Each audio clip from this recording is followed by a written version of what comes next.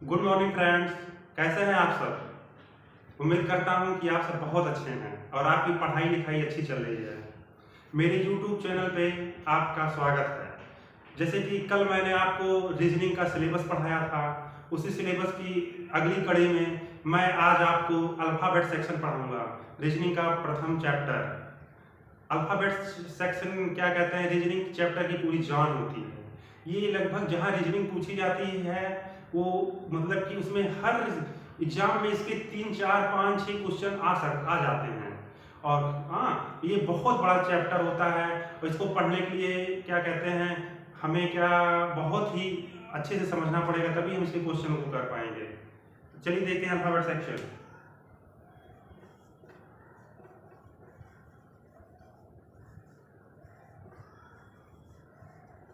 Alphabet section पढ़ने के लिए हमें पूरी एबीसीडी का सीरियल वाइज याद करना होगा। इसलिए हमारी पहले एबीसीडी का सीरियल याद करते हैं।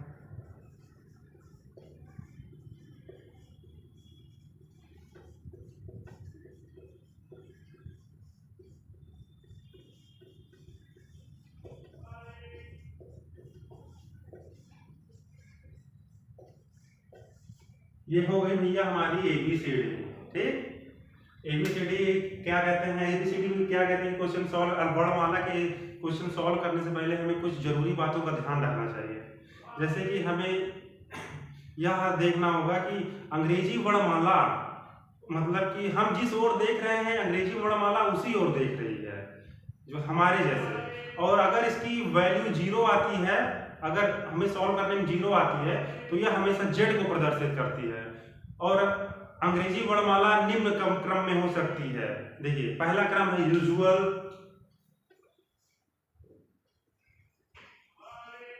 दूसरा होगा रिवर्स, थर्ड होगा फर्स्ट हाफ रिवर्स,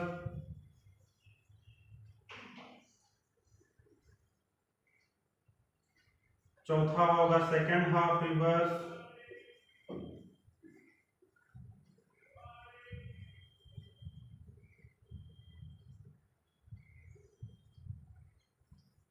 पांचवा है बोथ हाफ रिवर्स,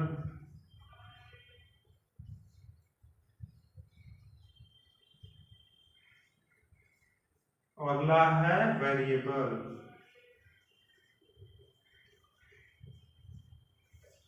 यूजुअल का मतलब होता है वर्णमाला सीधे क्रम में होगी, जैसे कि, और रिवर्स का मतलब है वर्णमाला उल्टे क्रम में होगी।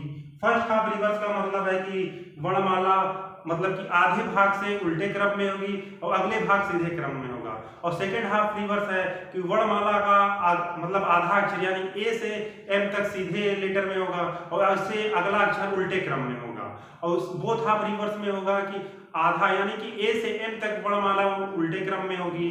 फिर उसके बाद अगला क्या कहते हैं, जेड से एन तक फिर वर्णमाला उल्टे क्रम में होगी। ठीक है। और वेरिएबल का मतलब कि वर्णमाला मिक्स क्रम में होगी। जैसे बोल दिया शुरू के 5 लेटर को उल्टे क्रम में, फिर 5 लेटर को सीधे क्रम में। ये हो गई हमारे वर्णमाला का क्रम। हम सबसे पहले इसमें पढ़ेंगे यूजुअल।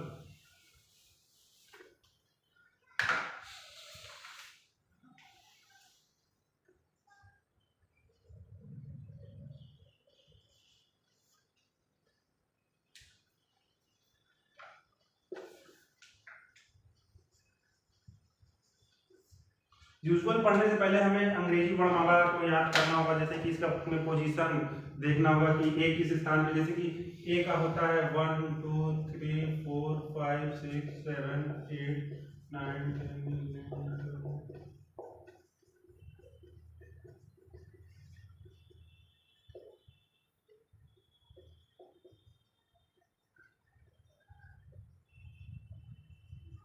इसका हम लेफ्ट राइट निर्धारण करेंगे। जैसे कि हमने यहाँ एक एरो लगा देंगे।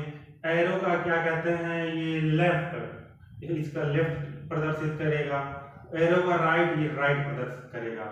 और इसका जैसे कि अगर इसका हम क्या कहते हैं, मैंने आपको एक चीज बताया था, अंग्रेजी वर्णमाला हमारे जैसे देख रही है तो इसका अगर हम किसी डायरेक्शन में देख रहे हैं, जैसे कि हम साउथ देख रहे हैं तो अंग्रेजी वर्णमाला भी साउथ देख रही है, इसलिए इसका लेफ्ट इधर होगा और ये राइट इधर होगा हमारे हाथ जैसे। हाँ, तो अब मैं इससे आपसे पूछ रहा हूँ कि कुछ क्वेश्चन कर रहा हूँ, देखूँ आपको याद है कि नहीं। हाँ, कि अंग्रेजी वर्णमाला में बाएं से पांचवा स्थान क्या होगा। बाएं से पांचवा यानी कि लेफ्ट से 5।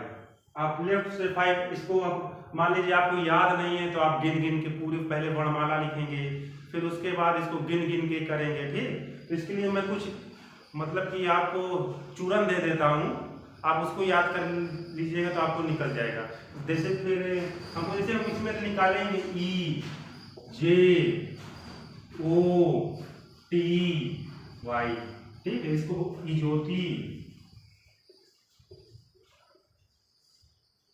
ठीक, इजोती में देखिए ई का क्रमांक क्या है 5 है, जे का क्या है 10 है, ओ का क्या है 15 है, और टी का क्या है 20 है, और वाई का क्या है 25। आप इसे याद रखिएगा तो अंग्रेजी वर्णमाला में आपको क्या कहते हैं क्रम वाले क्वेश्चन में ज्यादा दिक्कत नहीं होगी। पूछेगा लेफ्ट राइट तो फिर क्या कहते हैं इसमें लेफ्ट से पांचवा पूछा है तो भैया इजोती में लेफ्ट से पांचवा ई है, तो ई आपका आंसर हो गया।